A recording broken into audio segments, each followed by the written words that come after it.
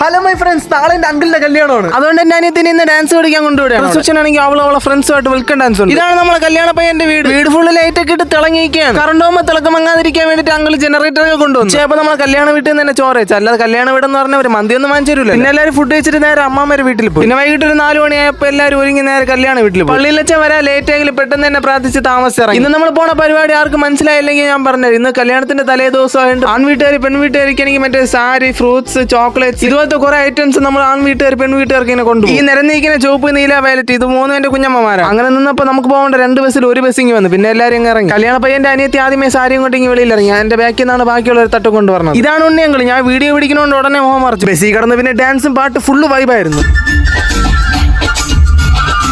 ഇതാണ് കാരക്കോണത്തെ Michael Jackson പവിയങ്കിൾ. പിന്നെ നമ്മൾ തിരുവനന്തപുരത്ത് എത്തി. തിരുവനന്തപുരത്ത് വെച്ചാണ് പെണ്ണിന്റെ റിസപ്ഷൻ. ഈ പറഞ്ഞത് എന്റെ കുഞ്ഞമ്മണി. എന്നെ എപ്പോൾ കണ്ടാലും വ്ളോഗറെ എന്ന് മാത്രമേ വിളിക്കാറുള്ളൂ.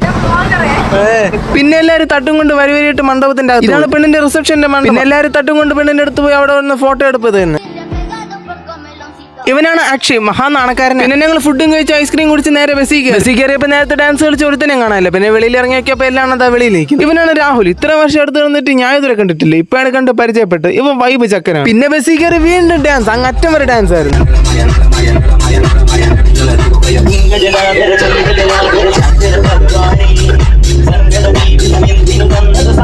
പിന്നെ ഞങ്ങൾ മൈക്കിൾ ജാക്സൺ പവിയങ്ങളുടെ ഡാൻസ് ആയിരുന്നു.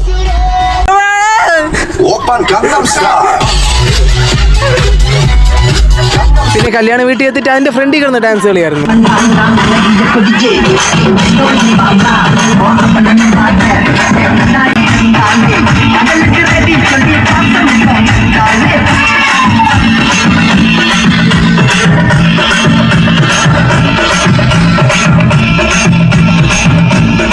അപ്പോൾ ഓക്കെ ബൈ.